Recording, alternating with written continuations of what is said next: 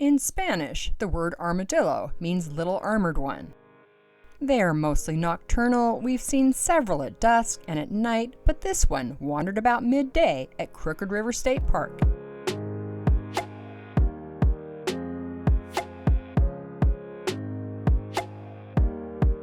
Nine-banded armadillos almost always have litters of quadruplets, identical quadruplets. They can swim. They are able to cross creeks, streams, and can hold their breath up to 6 minutes.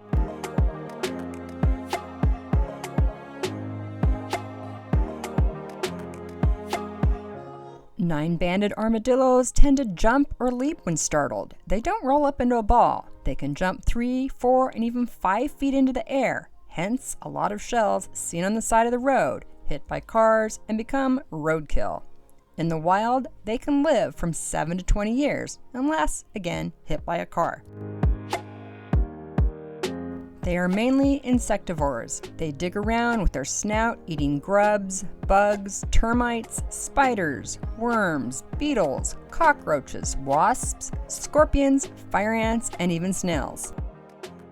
And yes, they can carry and transmit leprosy to humans. So as cute as they are and being wildlife, no cuddling with the armadillos.